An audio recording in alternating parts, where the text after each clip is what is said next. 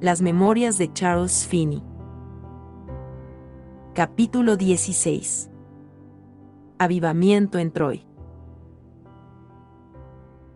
Temprano en el otoño de 1826 acepté la invitación del reverendo Beeman y de su audiencia para trabajar con ellos en Troy, en procura de un avivamiento en la región. En este lugar permanecí durante el otoño y el invierno y se produjo un avivamiento poderoso. Ya he mencionado que el Dr. Beecher había enviado al señor Ned Clayton a Albany, según tengo entendido, para levantar una oposición en contra de los avivamientos que se habían estado produciendo en el centro de Nueva York. Aunque nunca había visto al señor Ned Clayton, tenía en él mucha confianza. Tenía muchos deseos de verlo, tantos que incluso había soñado con frecuencia que le visitaba y obtenía de él información acerca de los mejores medios para promover un avivamiento. Mis deseos de encontrarme con él eran verdaderamente enormes, deseaba poder sentarme a sus pies, tal como lo hace un apóstol, pues había escuchado mucho acerca de su éxito en la promoción de avivamientos. En ese entonces mi confianza en él era tanta, que bien habría dejado que aquel hombre me guiara como le pareciera. Poco después de mi arribo a Troy fui a verle a Albany. El señor Ned Clayton era huésped de una familia a la que yo conocía. Pasé parte de una tarde con él y conversamos acerca de sus perspectivas doctrinales en algunos temas, especialmente en los sostenidos por las iglesias alemana y presbiteriana con respecto a la depravación moral como voluntaria o involuntaria. Hablamos también de otros asuntos semejantes. Descubrí que, en lo discutido, estaba completamente de acuerdo conmigo en todos los puntos teológicos que llegamos a plantear. De hecho, ni el Dr. Beecher ni el señor Ned Clayton tenían quejas con respecto a nuestra enseñanza durante los avivamientos. No se habían quejado en lo absoluto de que no estuviésemos enseñando lo que ellos consideraban el verdadero evangelio. De lo que ellos se quejaban era de algo que suponían como tremendamente objetable en cuanto a las medidas que utilizábamos. Nuestra conversación en cada punto tratado fue breve. Observé que Ned Clayton evitaba el tema de la promoción de los avivamientos. Cuando le dije que tenía la intención de permanecer en Albany para escucharle predicar aquella tarde, se mostró intranquilo y enfatizó que no debía de ser visto conmigo. Con todo esto el juez Schussman, quien me había acompañado desde Troy y que había ido al colegio con el señor Ned Clayton, y yo fuimos a la reunión y nos sentamos en la galería. Desde allí vi lo suficiente como para convencerme de que no debía esperar de parte del señor Ned Clayton consejo o instrucción alguna y que había llegado al lugar para levantar oposición en mi contra. Descubrí pronto que no me había equivocado. Después de escribir el último párrafo, mi atención se desvió a una porción de la biografía del señor Ned Clayton en la que se afirma que trató en vano de cambiar mis perspectivas y mis prácticas en la promoción de los avivamientos de la religión. No creo que el señor Ned Clayton haya autorizado tal declaración, pues jamás hizo cosa semejante. Como ya he dicho, en ese tiempo le hubiera sido posible moldearme a su discreción, pero, sin embargo, jamás dijo una palabra acerca de mi forma de conducir los avivamientos, y tampoco me escribió del tema. Me tuvo al alcance de su mano como ya he dicho, conversamos acerca de temas teológicos que en aquel entonces eran muy discutidos, y fue notorio que no estaba dispuesto a decir nada con respecto a los avivamientos y que no me permitiría acompañarle a la reunión. Esta fue la única vez que le vi, hasta que volví a encontrarme con él en la convención de New Lebanon. En ningún momento el señor Ned Clayton trató de corregir mis perspectivas en relación al avivamiento. Después de que escuché más acerca de sus perspectivas y de sus prácticas en la promoción de los avivamientos, me sentí agradecido de que jamás hubiera llegado a influir en mí en cuanto al tema. Como Troy estaba a muy poca distancia de Albany, pronto empezamos a sentir la influencia de las cartas del Dr. Beecher en algunos de los miembros líderes de la iglesia del Dr. Beeman. Esta oposición aumentó, y fue sin duda fomentada por influencias externas, hasta que sus integrantes se determinaron a quejarse del Dr. Beeman y a llevar su caso al presbiterio. Esto hicieron, y por varias semanas el presbiterio se sentó a examinar los cargos en su contra. Mientras tanto, yo continuaba con mis labores en el avivamiento. Los cristianos continuaron orando con poder a Dios y yo continué predicando y orando sin cesar y el avivamiento continuó con poder ascendente. Mientras esto transcurría el Dr. Beeman se vio en la necesidad de concentrar su atención casi por completo en su caso, el cual estaba bajo escrutinio del presbiterio. Cuando el presbiterio hubo examinado los cargos y las especificaciones, me parece que en casi o total unanimidad, descartaron todo el tema, y justificaron el curso tomado por el Dr. Beeman. Me parece que los cargos y las especificaciones no eran por herejía, sino por cosas conjuradas por los enemigos del avivamiento y por aquellos que habían sido confundidos por una influencia externa.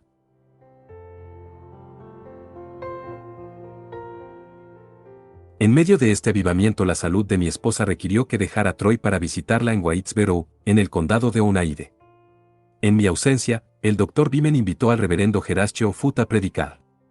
Desconozco cuántas veces predicó, pero sí recuerdo que causó gran ofensa en los miembros de la iglesia que ya estaban descontentos. Según se me informó, les abordó con la serie más pesquisidora de discursos. Al final, algunos pocos de estos miembros tomaron la decisión de retirarse de la iglesia y formaron otra congregación. Esto fue algo que hicieron, sin embargo, después de mi partida de Troy, no recuerdo cuánto tiempo después. Los esfuerzos hechos para tratar de derribar al Dr. Beeman resultaron en un completo fracaso, y llevaron a aquel movimiento exterior de oposición al avivamiento a un gran desconcierto. Hubo muchos incidentes interesantes durante este avivamiento que dejaré sin mencionar, para evitar demasiada severidad para con los opositores de la obra. Sin embargo, para ofrecer un pequeño vistazo de la naturaleza de la oposición, lo cual me es necesario hacer para garantizar la veracidad de la historia, debo señalar que entre las cosas que se hicieron, se descubrió que uno de los líderes de la oposición en Nueva Inglaterra llegó a Troy y atendió a la reunión de oración de los nuevos convertidos. Allí tomó notas de sus expresiones, y de cualquier otra cosa que encontró en la reunión. Este hombre no se dejó ver entre los simpatizantes del avivamiento ni asistió a ninguna otra de las reuniones, según supe, sino que solo se presentó de esta forma sigilosa. Evidentemente se trataba de un espía que había sido enviado o que había llegado con sus propios motivos, para espiar la tierra. Con todo esto, hasta lo que sé, no consiguió hallar nada semejante a lo que se había estado publicando, y tampoco creo que haya visto nada objetable en esas reuniones y en ninguna otra de nuestras asambleas que fuera digna de publicarse para la injuria del avivamiento. Este hombre era un hermano del ministerio, quien había laborado considerablemente con el hermano Ned Clayton. Ni yo ni el pastor tuvimos oportunidad de verle. Manifiestamente este hermano no llegó en calidad de amigo. A pesar de estas cosas no pretendo descubrir muchas más que causaron gran pesar en el pueblo de Dios y en el Espíritu Santo. En este avivamiento se presenció un fervoroso espíritu de oración, al igual que en los demás avivamientos que le precedieron. Sostuvimos una reunión de oración de casa en casa diariamente a las 11 en punto. Recuerdo que en una de estas reuniones estuvo presente un señor de apellido Stowe, quien era cajero de un banco de la ciudad, y que este hombre estaba tan presionado por el espíritu de oración, que cuando terminó la reunión no le era posible levantarse de sus rodillas. Permaneció arrodillado gimiendo y retorciéndose en agonía y decía, por favor, ore por. Dando el nombre de quien era el presidente del banco en el cual trabajaba. Este presidente era un hombre rico, pero inconverso. Cuando se vio que el alma del señor Stowe estaba en gran angustia por causa de aquel hombre, la gente de oración se arrodilló y juntos lucharon en oración por su conversión. Tan pronto la mente del cajero quedó aliviada de tal modo que pudo marcharse a casa, todos nos retiramos. Poco después de esto el presidente del banco por quien habíamos orado manifestó esperanza en Cristo. Me parece que antes de aquella oración el hombre no había asistido a ninguna de nuestras reuniones, y tampoco se conocía que tuviera interés en la salvación de su alma. Sin embargo, la oración prevaleció y pronto Dios se hizo cargo de su causa. El padre del juez Cushman, quien estaba conmigo en Troy, se encontraba en aquel entonces viviendo con su hijo, de quien yo era huésped. Aquel anciano caballero había sido juez en Vermont y era un hombre muy correcto en su vida externa. Era un hombre venerable, cuya casa en Vermont había servido de hogar para los ministros que visitaban el lugar, y que a todas luces estaba satisfecho con la vida amigable y de autojusticia que había llevado. Su esposa me había comentado acerca de la gran ansiedad en la que se encontraba por la conversión de su marido, y su hijo, J.P. Cushman, me había reiterado su temor de que esa autojusticia de su padre se convirtiera en un obstáculo insuperable y que su amabilidad natural terminara arruinando su alma. En la mañana de un sábado el Espíritu Santo abrió el caso de este anciano juez claramente en mi entendimiento y me mostró cómo alcanzarlo. En breves momentos todo el asunto le fue mostrado a mi mente. Bajé las escaleras y les dije a la anciana dama y a su hijo J.P. lo que estaba por hacer y les exhorté a orar con fervor por el juez. Seguí la instrucción divina y tuve la seguridad de que la palabra había tenido un efecto tan poderoso, pues el hombre permaneció despierto toda la noche y en la mañana se dejó ver demacrado, pálido y enfermo. Su esposa me informó que había pasado la noche en angustia, pues su autojusticia había quedado del todo aniquilada, y que estaba al borde de la desesperación. Su hijo me dijo que por mucho tiempo se había sentido orgulloso de ser mejor que los miembros de la iglesia. Muchas conversiones semejantes ocurrieron.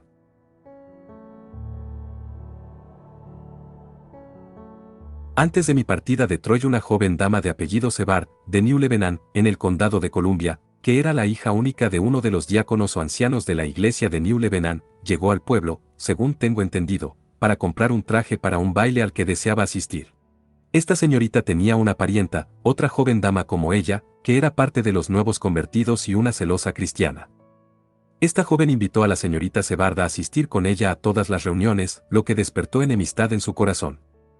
Se mostraba incómoda, pero su prima le rogaba cada día que se quedara y asistiera a las reuniones, hasta antes de dejar el pueblo cuando se mostró completamente convertida a Cristo.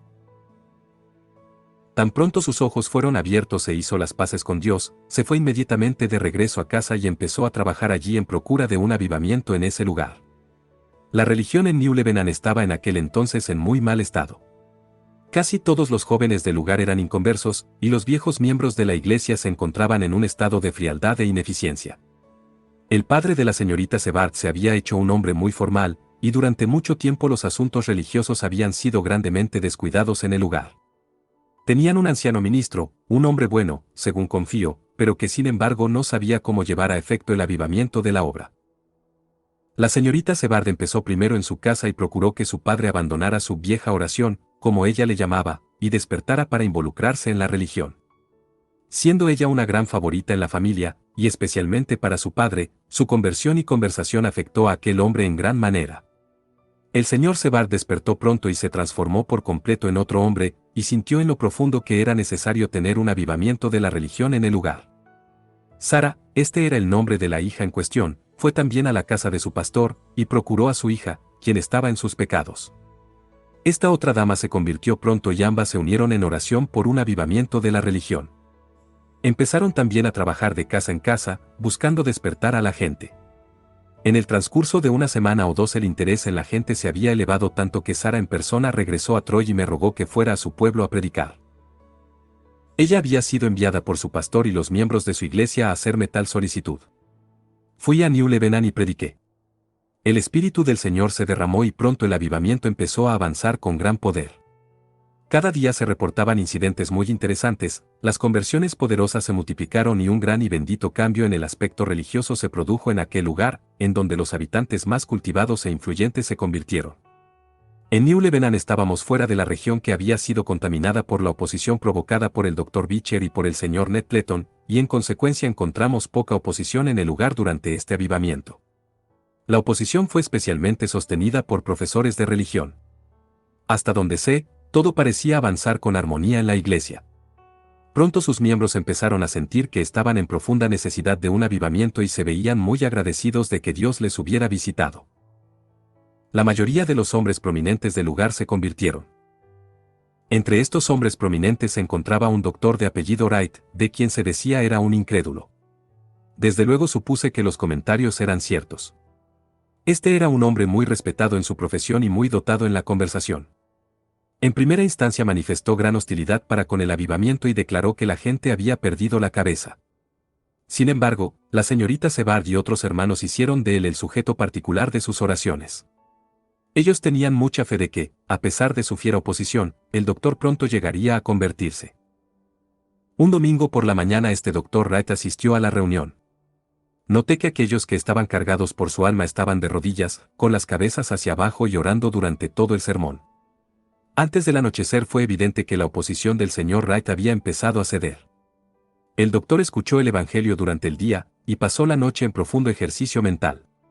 A la mañana siguiente fue a verme, sometido cual niño pequeño, confesó que había estado equivocado, además abrió su corazón con mucha franqueza y declaró la transformación que había sucedido en él. Fue claro que se había convertido en otro hombre. Desde aquel día tomó acción en la obra y continuó progresando con toda su fuerza. Había también en el lugar un señor de apellido Tilden que era mercader y probablemente el ciudadano más prominente y rico de aquel entonces, pero escéptico. Recuerdo que una noche prediqué acerca del tema, la mente carnal es enemiga de Dios, cuando él estaba presente. Este señor Tilden había sido un hombre muy moral, dentro del uso común del término, y resultaba muy difícil imprimir algo en su mente que lograra convencerle de pecado. Su esposa era una mujer cristiana y su hija había sido también convertida por el Señor. El estado de las cosas en el pueblo le había interesado tanto a Tilden que asistía a nuestras reuniones para escuchar lo que allí se decía. Al día siguiente de esta predicación acerca de la depravación moral, confesó que estaba bajo convicción. Me dijo que el tema había llegado a su mente con poder irresistible y que podía ver que todo era verdad. También me aseguró que su mente estaba resuelta a servir al Señor por el resto de su vida. Recuerdo también que el reverendo John T. Avery, un connotado evangelista que ha laborado en muchos lugares y durante muchos años, estuvo presente en esa misma reunión. Su familia vivía en New Lebanon y él había nacido y se había criado en el lugar. Para el tiempo de mi relato era un muchacho de unos 15 o 16 años. Al día siguiente del sermón se me presentó como uno de los más queridos pequeños convertidos que jamás he visto. Empezó diciéndome lo que había estado pasando por su mente durante varios días y luego añadió, el sermón me envolvió por completo y me fue guiando. Pude comprenderlo y me rendí. Me entregué por completo a Cristo. Esto lo dijo en una forma imposible de olvidar. ¿Para qué continuar narrando casos? Si lo hago estaré horas narrando incidentes y las conversiones de individuos particulares. No debo ahondar en los particulares, si así lo hago esta narrativa aumentará en proporciones excesivas. Debo, sin embargo, narrar un pequeño incidente que de algún modo tuvo conexión con la oposición que se manifestó en Troy. El presbiterio de Columbia se reunió en algún lugar dentro de sus límites mientras me encontraba laborando en New Lebanon. Al haber sido informados acerca de que me encontraba trabajando en una de sus iglesias, fijaron un comité para visitar el lugar e indagar acerca del estado de las cosas, pues por causa de Troy, de otros lugares, la oposición del señor Ned Clayton y las cartas del Dr. Beecher, habían sido llevados a creer que mi método usado en la conducción de los avivamientos era tan objetable, que era el deber del presbiterio indagar acerca de él. Señalaron a 2 o 3, según conocí posteriormente, para que visitaran el lugar. Supe después, aunque no recuerdo haber escuchado acerca del asunto en aquel entonces, que las noticias de estas intenciones llegaron a New Lebanon y la gente empezó a temer que la acción del presbiterio causara división o algún tipo de alboroto. Algunos de los cristianos más comprometidos hicieron del asunto un tema particular de oración y durante un día o dos, en el tiempo en el que se esperaba el arribo del tal comité, oraron mucho para que el Señor anulara aquellos planes y para que la iglesia no sufriera división o la introducción de algún elemento de discordia. Se esperaba que el comité llegara en el sábado y que asistieran a las reuniones. Sin embargo, el día anterior se desencadenó una violenta tormenta y cayó tanta nieve que, aunque aquellos hermanos empezaron su viaje, se encontraron con que les era imposible continuar y fueron retenidos todo el sábado y el lunes. Sucedió de esa manera y tan pronto como les fue posible regresaron cada uno a sus congregaciones. Los hermanos que integraban el comité eran el reverendo Joel Benedict y el reverendo Chester. El señor Chester era pastor de la iglesia presbiteriana de Hudson, Nueva York. Y el reverendo Benedict era pastor de la iglesia presbiteriana de Chatham, una villa a unas 15 o 16 millas al sur de Albany, en el río Hudson. Poco después recibí una carta del hermano Benedict, informándome que el presbiterio le había nombrado integrante de un comité que tenía el propósito de visitarme y hacerme algunas preguntas con respecto a mi forma de conducir avivamientos. Me invitaba, para esto, a ir y a pasar el sábado con él, para predicar en su lugar. Así lo hice. Supe después que su reporte al presbiterio fue que era innecesario e inútil el continuar tomando acciones en el caso, que la obra era del Señor y que debían guardarse de no encontrarse luchando en contra de Dios. No volví a escuchar oposición proveniente de aquella misma fuente. Jamás he dudado de que el presbiterio de Columbia fuera honesto en alarmarse por lo que había llegado a sus oídos. Jamás he cuestionado la propiedad del curso que tomaron, y de hecho he admirado su manifiesta honestidad al haber recibido testimonios que acallaron sus temores. Hasta lo que he sabido, más tarde fueron simpatizantes de la obra, que continuaba en progreso. La oposición del Dr. Beecher y del señor Ned Clayton estaba llegando a su fin.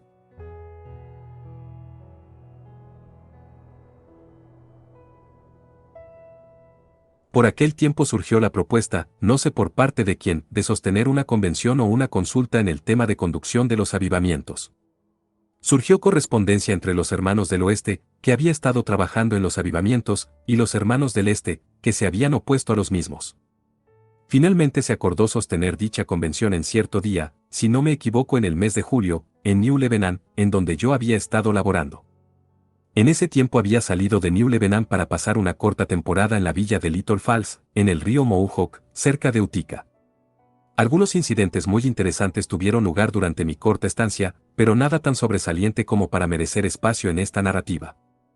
Fui obligado a abandonar mi breve visita a Little Falls para regresar a New Lebanon y asistir a la convención. Al parecer el propósito de esta reunión, desde su efecto, ha sido muy malentendido. He encontrado que la impresión en el público es que se habían hecho quejas en mi contra y que la reunión fue una suerte de juicio a mi persona en donde se presentaron tales quejas delante de un consejo. Sin embargo, para nada fue ese el caso. No tuve nada que ver con la organización de la convención, ni estuve particularmente más interesado en sus resultados de ella que cualquier otro de los miembros que asistieron. El propósito de la reunión fue atender a los hechos de aquellos avivamientos que tanta oposición habían recibido, consultar con respecto a ellos, comparar perspectivas, y ver si era posible llegar a un mejor entendimiento del que había existido entre los opositores del Este y los hermanos que habían sido instrumentales en la promoción de los avivamientos. Hice mi arribo a New Lebanon un día o dos antes de la convención. Los miembros invitados llegaron en el día señalado. Estos miembros no eran personas que hubieran sido enviadas por ningún cuerpo eclesiástico, sino que habían sido invitados por los hermanos más preocupados del tema, tanto en el este como en el oeste, para reunirse y realizar la consulta. Ninguno de los que estuvimos presentes asistimos en representación de ninguna iglesia o cuerpo eclesiástico. Nos reunimos sin tener la autoridad de actuar en nombre de la iglesia o de ninguna de sus ramas.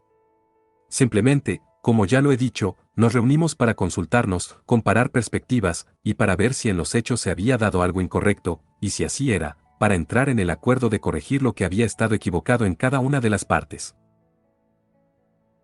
Por mi parte, supuse que tan pronto los hermanos nos reuniéramos e intercambiáramos perspectivas, los hechos quedarían esclarecidos, que los hermanos del Este que habían mostrado oposición a los avivamientos, especialmente el Dr. Beecher y el Sr. Ned Clayton, verían su error y que habían sido confundidos y que el asunto quedaría a un lado, pues estaba convencido de que aquello de lo cual se quejaban en sus cartas no tenía fundamento alguno.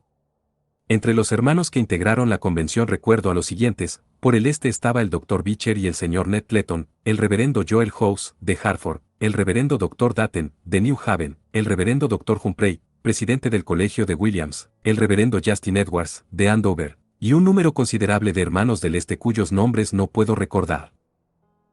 Provenientes del oeste, es decir, desde el centro de Nueva York en donde se habían dado tales avivamientos, estaban el reverendo Beeman, de Troy, el Dr. Lansing, de Auburn, el Sr. Aken, de Utica, el reverendo Frost, de Whitesboro, el reverendo Moses Gillette, de Rome, el reverendo Sr. Coe, de New Hartford, el reverendo George W. Gale, de Western, el reverendo William R. Wicks, de Paris Hill, quizá algunos otros cuyos nombres se me escapan, y yo. Pronto descubrimos que cierto tipo de política se había desplegado en la organización de la convención, esto por parte del Dr. Beecher, mas no le dimos importancia. La convención se organizó, y me parece que el reverendo Humphrey presidió de moderador.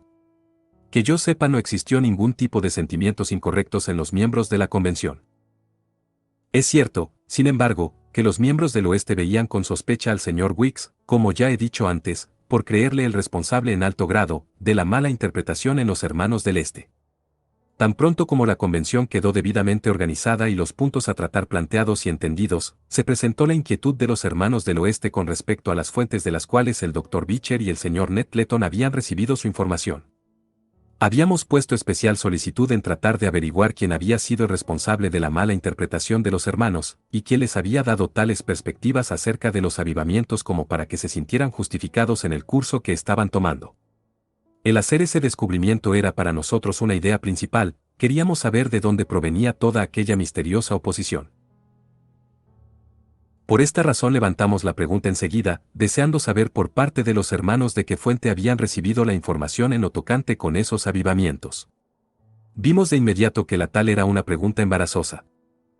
Debía haber hecho una observación que ahora me parece importante que debe quedar muy clara: ninguno de los ministros del Este que habían asistido a la reunión habían mostrado oposición, sino solamente el Dr. Beecher y el Sr. Ned Clayton.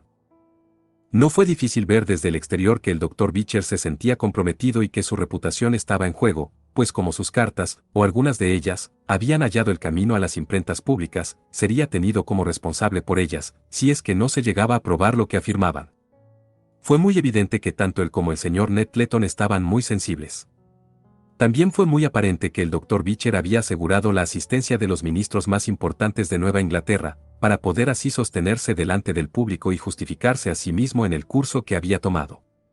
En lo que al Sr. Ned Clayton concierne, el Dr. Beecher le había garantizado que sería apoyado por Nueva Inglaterra y que todas las judicaturas de las iglesias de aquella región hablarían a su favor y le sostendrían. como ya he dicho, desde el principio levantamos la pregunta de dónde aquellos hermanos habían obtenido la información sobre la cual habían basado su oposición, y a la cual tanto se habían referido en sus cartas. Cuando se presentó la pregunta, el Dr. Beecher dijo: no hemos llegado aquí para ser catequizados, y nuestra dignidad espiritual nos prohíbe dar respuesta a preguntas semejantes. Esto me pareció extraño. ¿Cómo era posible que estas cartas hayan sido escritas y publicadas mostrando oposición a aquellos avivamientos? ¿Qué cosas se habían afirmado como hechos cuando realmente no lo eran? Que semejante tormenta de oposición se haya levantado a lo largo y ancho del territorio, y que una vez reunidos para considerar todo el asunto, ¿no nos fuera permitido conocer la fuente de las informaciones obtenidas? Habíamos sido totalmente mal representados, y el resultado había sido gran daño a la causa de Cristo. Deseábamos saber, y creíamos que teníamos el derecho a saber, la fuente de la cual había provenido todo ese error. Sin embargo, al final, nos encontramos incapaces de averiguarlo. La convención duró varios días, pero a medida que los hechos acerca de los avivamientos salían a la luz, el hermano Ned Clayton empezó a ponerse muy nervioso e incluso no le fue posible atender a varias de nuestras sesiones. Vio con claridad que estaba perdiendo terreno, y que nada se podría demostrar para justificar el curso que estaba tomando. Esto también debió de ser muy sensible para el Dr. Beecher. Debía haber dicho antes que cuando se presentó el asunto acerca de los hechos que debían de conocerse acerca de aquellos avivamientos, el Dr. Beecher asumió la postura de que el testimonio de los hermanos del oeste que habían estado involucrados en la promoción de los avivamientos no debía de ser recibido, pues éramos en cierto sentido parte de la cuestión y habíamos sido el objeto de su censura, y que esto era como testificar en nuestro propio caso, y que por lo tanto no podíamos ser admitidos como testigos y los hechos no podían ser recibidos de parte nuestra.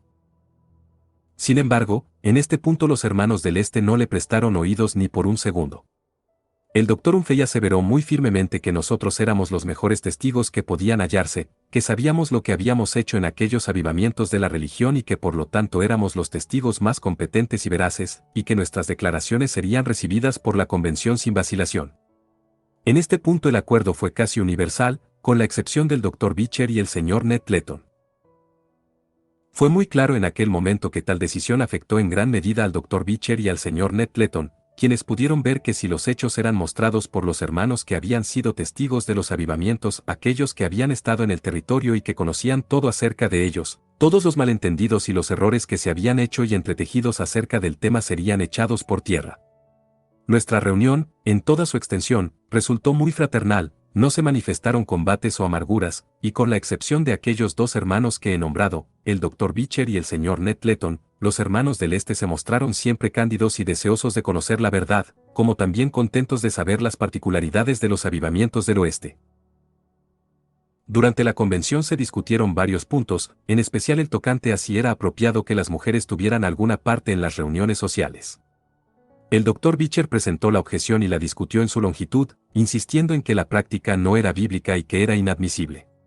El Dr. Beeman respondió con un breve discurso, demostrando que la tal era una práctica familiar para los apóstoles, y que en el capítulo 11 de la carta a los Corintios el apóstol llama a la iglesia a poner atención al hecho de que las mujeres cristianas habían impactado los prejuicios orientales con su práctica de tomar parte y orar en las reuniones religiosas sin usar el velo. El Dr. Beeman mostró claramente que el apóstol no se quejaba de que las mujeres tomaran parte en las reuniones, sino en el hecho de que lo hicieran sin sus velos, lo cual había ocasionado impacto en los prejuicios y dado ocasión para que los opositores paganos se quejaran de que las mujeres cristianas aparecían en público en sus asambleas y que tomaban parte en ellas, especialmente en la oración, sin estar cubiertas con sus velos. El apóstol no pretendía reprobar la práctica, sino simplemente amonestarlas para que hicieran uso de sus velos cuando participaran en público. Luego de la intervención del Dr. Beeman nadie procuró dar respuesta a sus argumentos, pues quedaron manifiestamente tan claros que toda refutación resultaría inútil. Casi al término de la convención el Sr. Ned Clayton entró mostrándose bastante agitado y dijo que había llegado el momento de que los participantes comprendieran las razones del curso que había tomado. Dijo poseer lo que él llamaba una carta histórica, en la cual profesaba dar ciertas razones y establecer hechos, sobre los cuales había fundamentado su oposición. Me sentí contento de escuchar el anuncio de que deseaba leerle la carta a la convención. El señor Aken había recibido una copia de esa carta cuando yo estaba laborando con el en Utica y me la había dado. De hecho, yo mismo tenía conmigo la copia en la convención y hubiera pedido su lectura, en el debido momento, si el señor Ned Clayton no hubiera hecho su anuncio primero. Tuve la seguida impresión de que el señor Nettleton no tenía idea de que yo tenía una copia de esta carta o de que alguna vez la hubiera visto. Prosiguió a dar lectura a la misiva. Esta era una declaración de las cosas de las cuales se quejaba y que se le había informado que eran practicadas en los tales avivamientos, en especial por mi persona. Era evidente que la carta me señalaba en forma particular, aunque se me mencionaba por nombre muy pocas veces. Aún con esto las quejas se presentaron de tal modo que no había duda de que el propósito era culparme de tales cosas. La convención escuchó toda la carta, que era tan larga como un sermón, con mucha atención.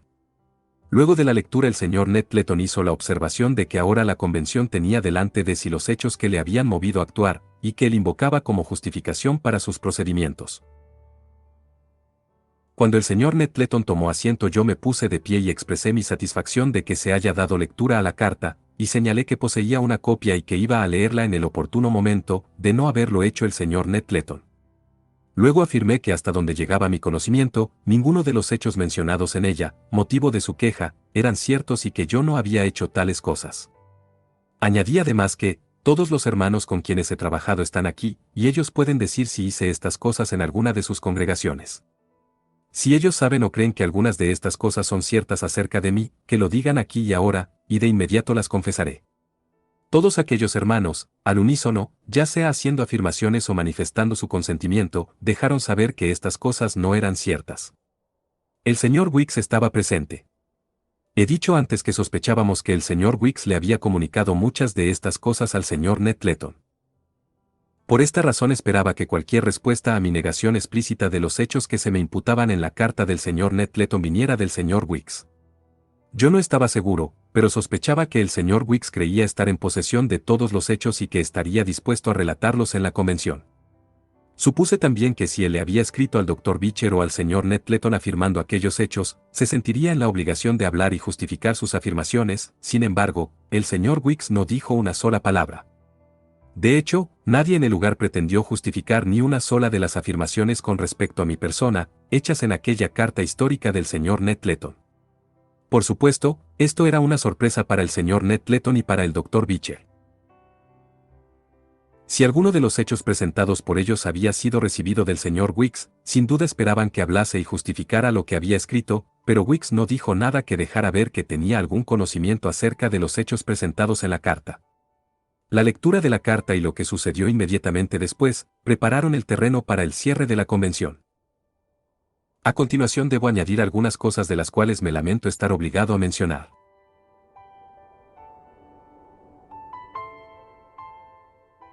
El hermano Justin Edwards estuvo presente durante toda la discusión y asistió, si no me equivoco, a todas las sesiones de la convención. Edwards era amigo íntimo del Dr. Beecher y del señor Nettleton, y debe de haber notado con toda claridad el estado de las cosas. No sé si a petición del Dr. Beecher o por iniciativa propia, casi al término de la convención, presentó una serie de resoluciones en las cuales, paso a paso, resolvía el desaprobar tales y tales medidas en la promoción de los avivamientos. En su resolución Edwards fue a lo largo de casi todas, si no todas, las especificaciones contenidas en la carta histórica del señor Nettleton, desaprobando todas las cosas de las cuales se quejaba la carta. Cuando terminó de leer sus resoluciones, inmediatamente algunos de los hermanos del oeste dijeron, aprobamos estas resoluciones, pero ¿cuál es la intención de las mismas?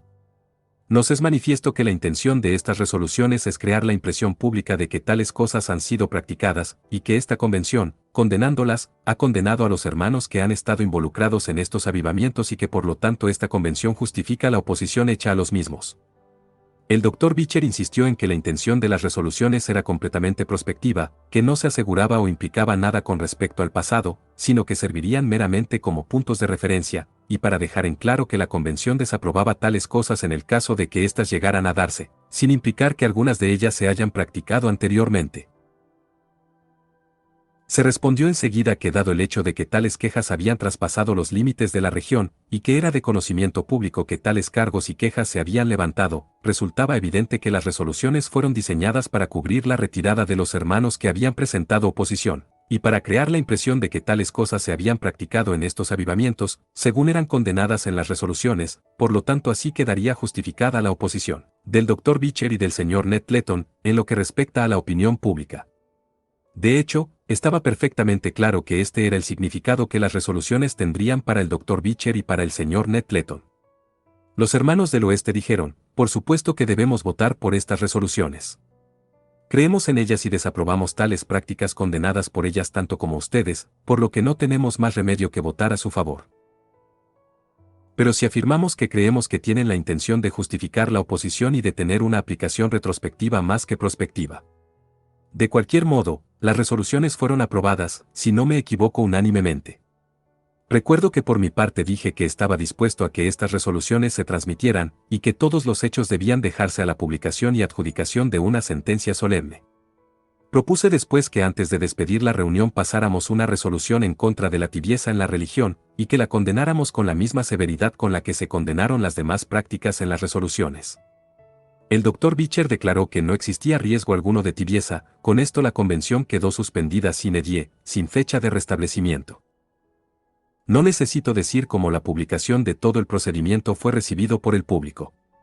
En el segundo volumen de la biografía del Dr. Beecher, página 101, encontré la siguiente nota del editor: en un minucioso seguimiento de los minutos de esta convención nos quedó probado que no existían diferencias radicales entre las perspectivas sostenidas por los hermanos del oeste y las abrazadas por los hermanos de Nueva Inglaterra, y que de no haber sido por la influencia de un solo individuo, la misma declaración que se hizo luego en Filadelfia, debió de haber sido hecha entonces en aquel lugar. De esto no había duda alguna. El hecho es que de no haber el señor Ned Clayton dado una lista de reportes falsos y de haberse comprometido en oposición en contra de los avivamientos, ninguna convención se hubiera celebrado sobre este tema. Lo que resulta aún más maravilloso es que hubiera dado crédito a tales reportes cuando él mismo había sido comúnmente sujeto de malas interpretaciones. Con todo esto, el señor Ned Clayton había llegado al borde del agotamiento, se había vuelto excesivamente nervioso, temeroso y fácilmente irritable, y con todo esto se le atribuía además en la biografía del Dr. Beecher la falta de nunca haber renunciado a su terquedad. Esto lo digo con la seguridad de albergar los mejores sentimientos hacia el señor Ned Clayton. Jamás me he permitido guardar hacia él sentimientos malsanos. Después de esta convención el sentir público en contra del hermano Ned Clayton era abrumador. Ya bien entrado el otoño de ese mismo año me lo encontré en la ciudad de Nueva York. Me dijo que se encontraba en el lugar para entregar sus cartas en contra de los avivamientos del oeste en forma de un panfleto público. Le pregunté si iba a publicar también su carta histórica, aquella que había leído en la convención. Me respondió que debía de publicarla para justificar lo que había hecho. Yo le dije que si publicaba esa carta la reacción de la misma sería su ruina, pues todos los que llegaron a conocer esos avivamientos verían que había actuado sin razón. Me respondió que debía de publicarla y correr el riesgo de aquella reacción. El señor Ned Clayton publicó varias otras cartas, pero aquella carta histórica, hasta lo que sé, no llegó a las imprentas. Si realmente hubiera publicado aquella carta se hubiera impreso en el público la idea de que su oposición no tenía justificación. Se hizo un bien a sí mismo al no haber publicado la carta.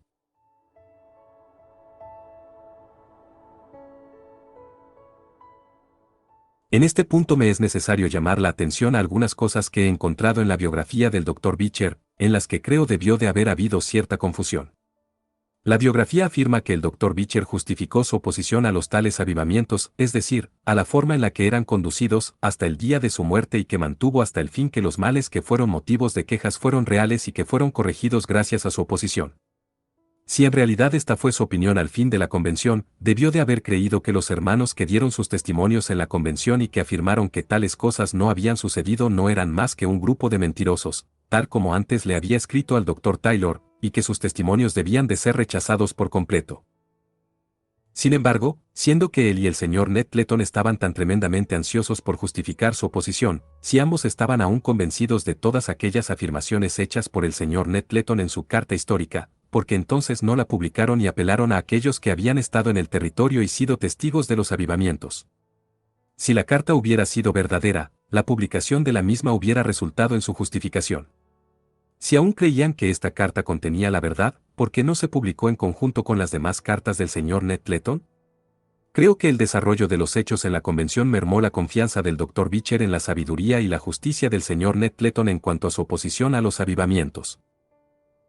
Esto lo he inferido porque cuando me encontraba trabajando en Boston, un año y medio después de la convención y después de que las cartas del señor Ned Clayton fueran publicadas, el Dr. Beecher, cuando se refirió a la convención, dijo que después de la misma él no habría hecho que el señor Nettleton viniera a Boston ni por $1000.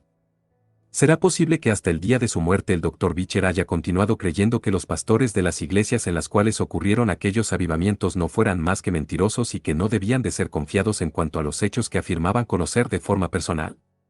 ¿Qué dirían aquellas iglesias de esto? Tanto en la biografía del Dr. Beecher como en la del señor Nettleton he encontrado muchas quejas en cuanto al supuesto mal espíritu que prevaleció en aquellos avivamientos. Su error yace en que le atribuyen un espíritu de denuncia a la parte incorrecta. Que yo recuerde, jamás escuché el nombre del Dr. Beecher o del señor Nettleton mencionarse en público, y mucho menos para censurarles. Hasta lo que sé, ni siquiera en la conversación privada se hizo referencia a ellos con la menor de las amarguras. Los amigos y los promotores de aquellos avivamientos se mantenían en un espíritu cristiano dulce y lo más lejos posible de la denuncia. Si en ellos hubiera habido un espíritu de denuncia, nunca les hubiera sido posible promover aquellos benditos avivamientos, y jamás los mismos hubieran resultado tan gloriosos. Al contrario, la denuncia se dio en la parte de la oposición.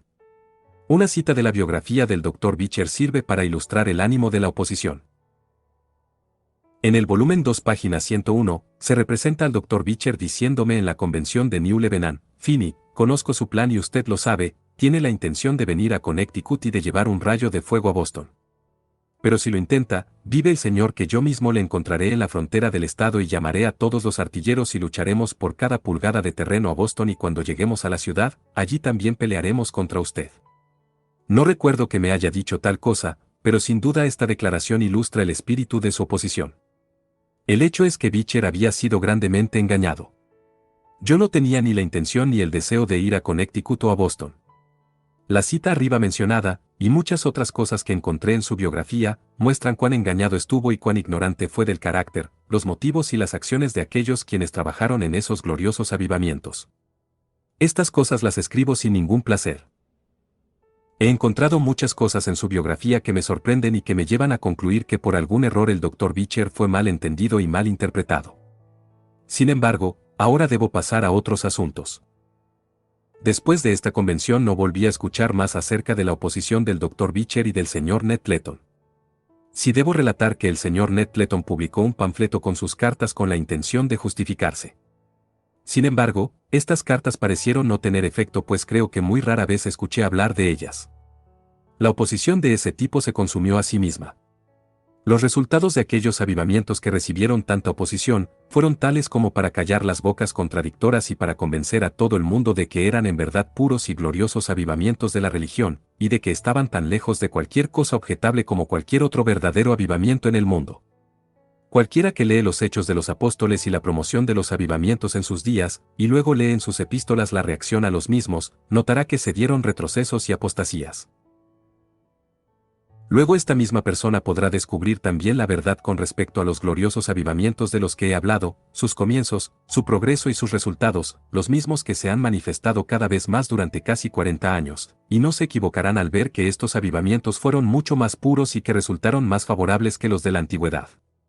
De hecho, nunca he sido testigo de ningún avivamiento cuyos resultados merezcan las quejas que con justicia hicieron los apóstoles con respecto a los avivamientos de su época. Así es como debió de haber sido, y, de hecho, así fue.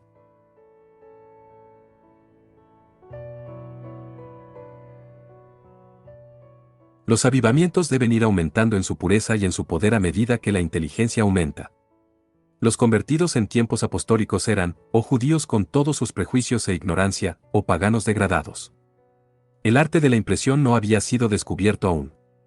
Copias del Antiguo Testamento y de la palabra escrita de Dios solo podían encontrarse en manos de gente rica, con la capacidad de comprar las copias manuscritas.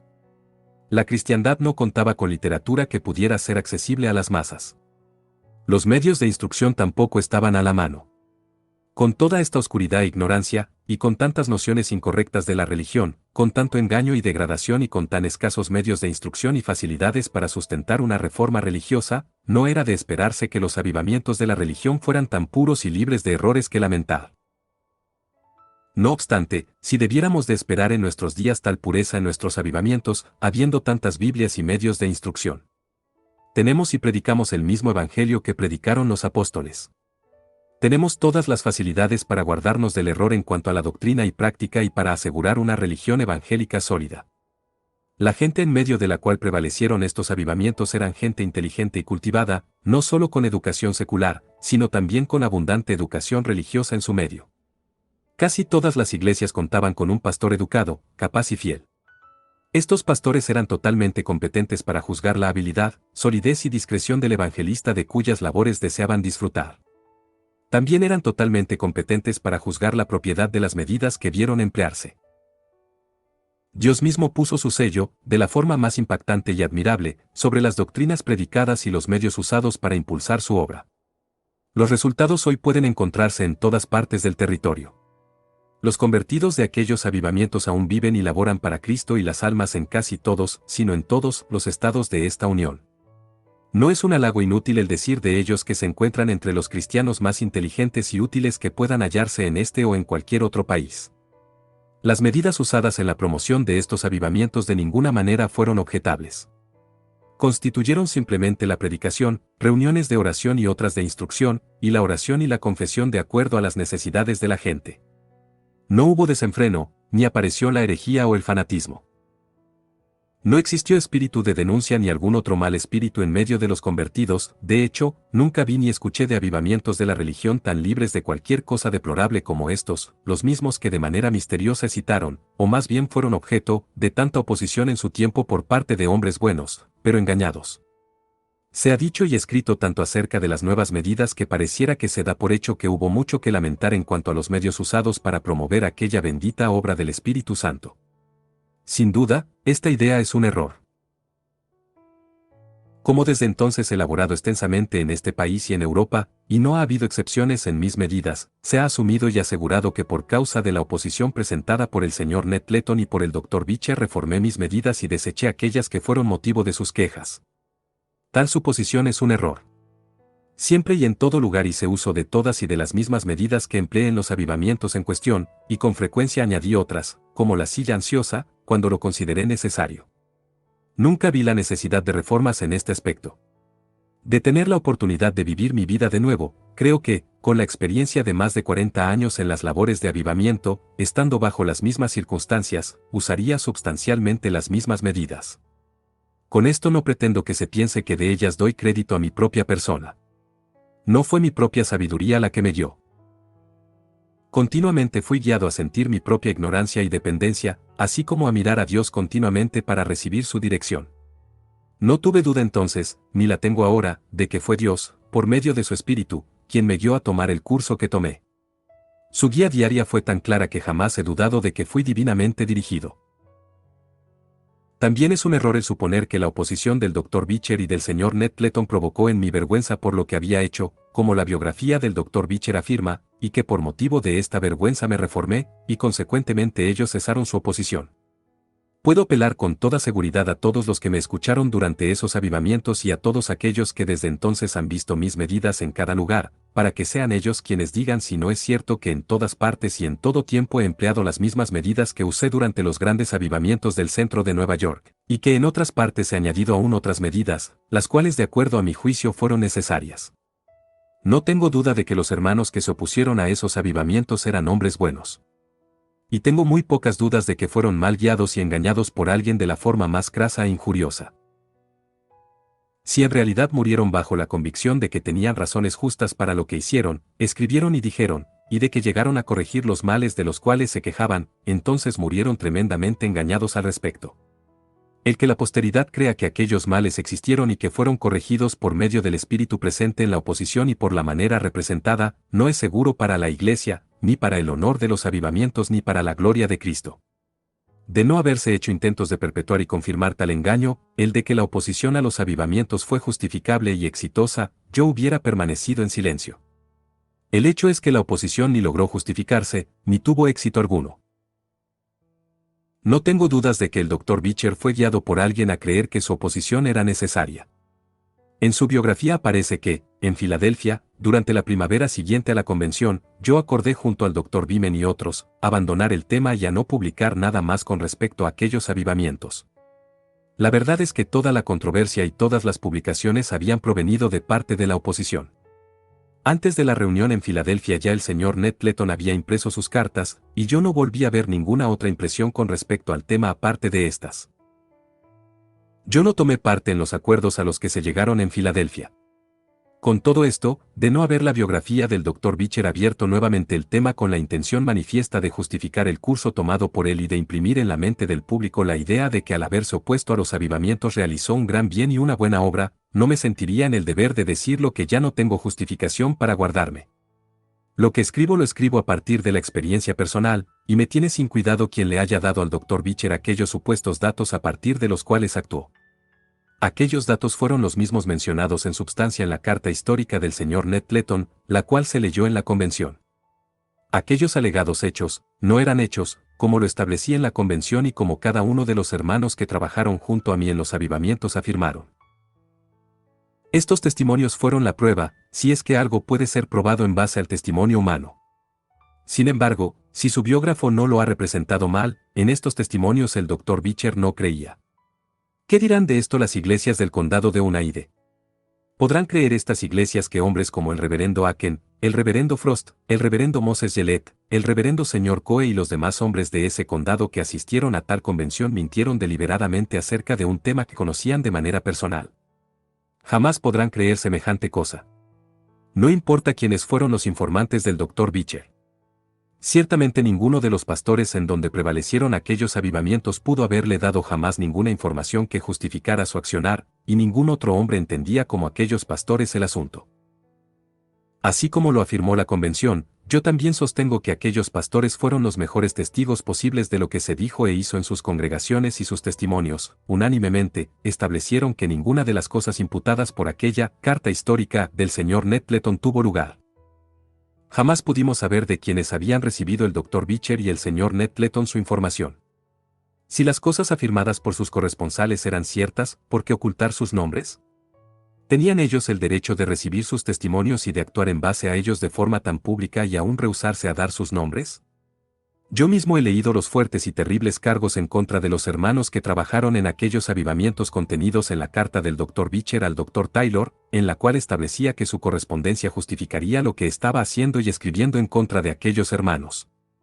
Cuando supe que este asunto iba a ser esparcido al público en la biografía del doctor, tuve la esperanza de que al fin llegáramos a los autores de aquellos reportes por medio de la publicación de las correspondencias de Beecher.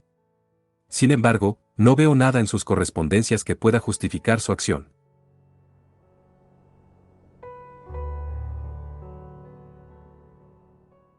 Son estos cargos todavía repetidos y estereotipados, pero la correspondencia por medio de la cual pudieran justificarse es aún ocultada. Si hasta el día de su muerte el Dr. Beecher rechazó nuestro testimonio unánime, no podremos conocer aún por causa del contratestimonio de quien el nuestro fue tenido en menos.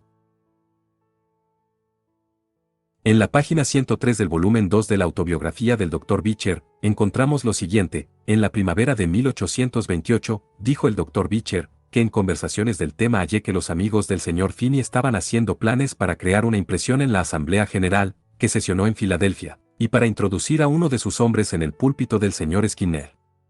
La iglesia de Skinner me acababa de pedir que predicara para ellos y les escribí en respuesta que lo haría, si así lo deseaban, mientras la asamblea estuviera en sesión. Con esto se frustraron los planes de alguno. Me quedé hasta la clausura, cuando Beeman predicó mediodía. Con esto quedaron aniquilados sus planes. Fracasaron. Lo que Beecher quiso decir con esto, no lo sé. Al leer lo que acabo de presentar, y lo que le sucede hasta el final del capítulo, junto con lo demás que he encontrado con respecto a este tema en su biografía, me siento admirado ante las sospechas y el engaño bajo los cuales la mente de Beecher trabajaba. No recuerdo el que haya llegado a mis oídos que alguno de mis amigos estuviera tratando de acceder al púlpito vacante del Dr. Skinner. Para aquel entonces yo era ministro en la iglesia presbiteriana, y me encontraba predicando en Filadelfia cuando la asamblea entró en sesión y el señor Beecher estuvo allí. Me pregunto cuánta de la influencia del Dr. Beecher en los miembros de aquella asamblea tuvo que ver con la oposición a los avivamientos que apareció poco tiempo después en la iglesia y la cual me sentí en la obligación de señalar en mis lecturas en el tema de los avivamientos. Continué mi obra de avivamiento en Filadelfia y en otros lugares sin distraerme o agitarme por lo que el Dr. Beecher y el señor Ned Clayton estuvieran diciendo o haciendo, y sin dedicarle ningún pensamiento a la posibilidad de tener alguna controversia con ellos. Yo era tan ignorante como un niño en cuanto a todo ese manejo revelado en la biografía del Dr. Beecher. Da la impresión de que el doctor y el señor Nettleton sufrieron bajo una vasta cantidad de emociones, sospechas y conceptos erróneos en cuanto a mis motivos, planes y labores, y en cuanto a los planes y a los motivos de quienes ellos consideraban como mis comprometidos amigos, mientras la realidad era que atendía mi obra de avivamiento, sin ningún otro plan o motivo que el de ir a donde el Señor me llamara a la obra, y cuando Él me llamara. Perseguí esta obra sin interrupción, excepto los pocos días en los cuales asistí a la convención. No compartí ninguno de los terrores o de las distracciones que al parecer angustiaron tanto al Dr. Beecher y al señor Nettleton. Si alguno de mis amigos compartió el estado mental de estos dos hombres, lo ignoro. El registro veraz de mis labores hasta el momento de la convención, y a partir de ella en adelante mostrará cuán poco supe o me interesó lo que el Dr. Beecher y el señor Nettleton estuvieran diciendo o haciendo por mi causa. Bendigo al Señor por haberme guardado de distracciones en mi obra y porque jamás me entregué a ninguna angustia por causa de la oposición. Como relaté anteriormente, cuando estuve en Auburn, Dios me dio la seguridad de que Él anularía toda oposición sin que yo me viera en la necesidad de hacer un alto para dar respuesta a mis opositores. Jamás olvido esto. Bajo esta seguridad divina continué avanzando, enfocado y confiado en espíritu, y ahora, cuando leo acerca de las agitaciones, sospechas y malinterpretaciones que poseían las mentes del Dr. Beecher y del señor Nettleton, me asombro al ver el engaño en el que se encontraban y las consecuentes ansiedades por mi causa y por mis labores. Dios me mantuvo lleno de amor y de fe, y llenó mi corazón y mis manos de las obras más exitosas. Para el momento en el que el Dr. Beecher se encontraba en Filadelfia gestionando con los miembros de la Asamblea General, como se relata en su biografía, yo me encontraba trabajando en aquella ciudad ya por varios meses, en diferentes iglesias y en medio de un poderoso avivamiento de la religión y tan ignorante como un bebé de las procuras del Dr. Beecher. Al parecer él había ido a Filadelfia para influenciar a la Asamblea General en contra mía y para impedir que algún amigo mío llegara a ocupar el púlpito que el Dr. Skinner había dejado vacante. Me pregunto cuál de mis amigos era aquel, y cuánto crédito realmente merece por el supuesto servicio. No puedo estar más agradecido con Dios por haberme guardado de la agitación, y de los cambios en mi espíritu y en mis perspectivas por causa de todo lo que estaba sucediendo en las filas de la oposición de aquellos días. Como ya he dicho, ni siquiera llegué a escuchar o a sentir mucho de la oposición después de los días de la convención. Supe por el mismo señor Nettleton que sintió profundamente la reacción pública de rechazo en su contra. También supe que él y el Dr. Beecher fueron mal informados y mal guiados y que se habían metido en un mal lío, pero no fue sino hasta que vi sus biografías que estuve consciente de cuánta tribulación y perplejidad les costó salir de esa situación. Fin del capítulo 16.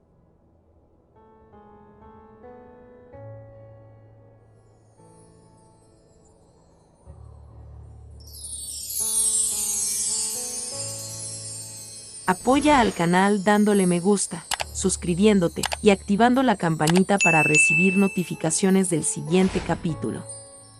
Que Dios les bendiga.